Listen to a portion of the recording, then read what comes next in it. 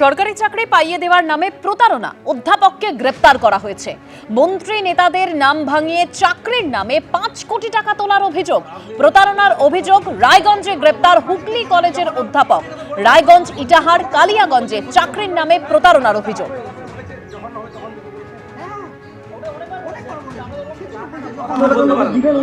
উনি আমাকে দিবে এই কথা আপনি বলতে পারেন না, এই কথা বলতে পারেন না আপনি। যখন আরেকটা কথা, ওনার বাড়িতে আমরা একদিন গেলাম, ওনার বিশেষকে দিয়ে আর একে এমন আমাদেরকে গালাগালি করলো আর কি। চাকরি হয়ে যাবে, চাকরি হয়ে যাবে।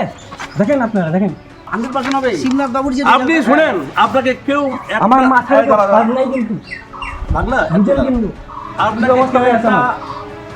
আঙুলে আপনাকে টাচ করবেন না, বলেন না। আমি বলতেছি, হ্যাঁ, কেন টাচ করেন? কেউ আপনাকে টাচ করবেন না। আপনি এখানে থাকবেন, আমরা এখানে খাবেন। মন্ত্রী নেতাদের নাম ভাঙিয়ে চাকরির নামে 5 কোটি টাকা তোলার অভিযোগ। আর এই অভিযোগে রায়গঞ্জে গ্রেপ্তার করা হয়েছে হুগলি কলেজের অধ্যাপক। রায়গঞ্জ, ইটাহার, কালিয়াগঞ্জে চাকরির নামে প্রতারণার অভিযোগ। রায়গঞ্জ আদালতের গেটের বাইরে থেকে গ্রেপ্তার জোসেফ সোরেন। জোসেফ সোরেন রাধানগর রাজা রামমোহন রায় কলেজের সহকারী অধ্যাপক। 5 কোটি টাকা প্রতারণার অভিযোগ, 2 দিনের পুলিশ হেফাজতে অধ্যাপক।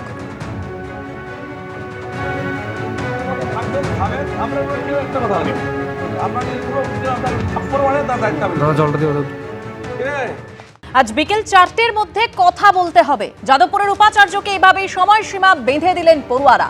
ওয়েবকুপার বার্ষিক সভাকে কেন্দ্র করে অশান্তির পর কেটে গেছে 4টে দিন।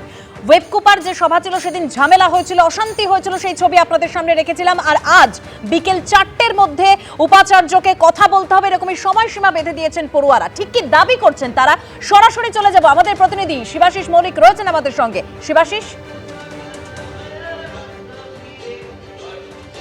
দেবস্মিতা, এই মুহূর্তে আমি দাঁড়িয়ে রয়েছি যাদবপুর বিশ্ববিদ্যালয়ের প্রশাসনিক ভবন অরবিন্দ ভবনের সামনে।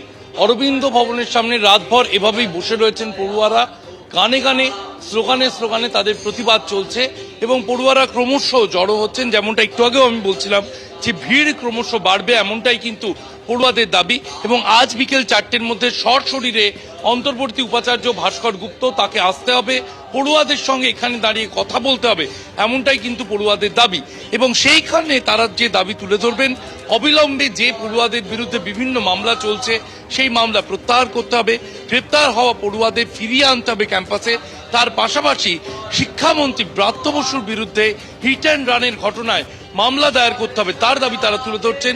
শনিবারের ঘটনার পূর্ণাঙ্গ তদন্ত করার জন্য তদন্ত কমিটি করতে বলছেন। এর পাশাপাশি তারা কিন্তু ছাত্র নির্বাচনের দাবিও রাখছেন। আমি কথা বলার চেষ্টা করবো যারা রয়েছেন তাদের সঙ্গে। আপনাদের মূল দাবি কি কি থাকছে?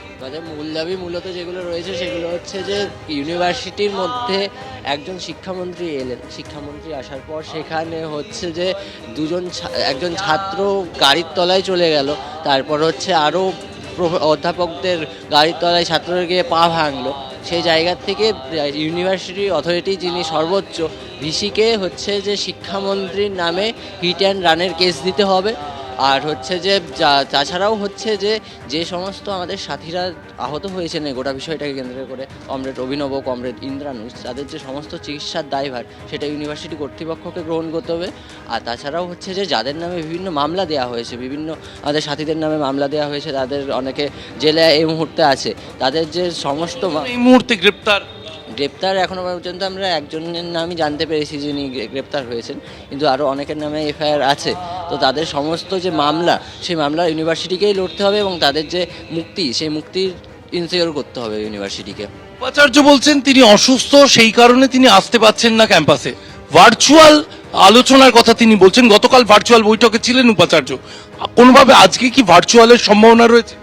উনি আমাদের সাথে এখনো কোনো যোগাযোগই করেননি, যেটা ভার্চুয়াল বা শারীরিক মানে এই যে এত বড় ঘটনা ঘটলো, ছাত্রদের নিরাপত্তা, ছাত্রদের প্রাণহানির আশঙ্কা দেখা গেল, উনি আমাদের সাথে যোগাযোগই করলেন না।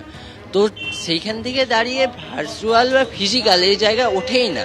উনি যে মানে ছাত্র, ওনার বিশ্ববিদ্যালয়ের ছাত্ররা তাদের গাড়ির তলায় চলে যাচ্ছে, তিনি বহিরাগত দুষ্কৃতীরা এসে তাদের ছাত্রদের একেবারে শিবাশিস, অর্থাৎ পড়ুয়ারা তারা বলছেন যে ভারপ্রাপ্ত উপাচার্য ভাস্কর গুপ্তকে তাদের সঙ্গে এসে কথা বলতে হবে। এখনো পর্যন্ত তিনি কথা বলেননি।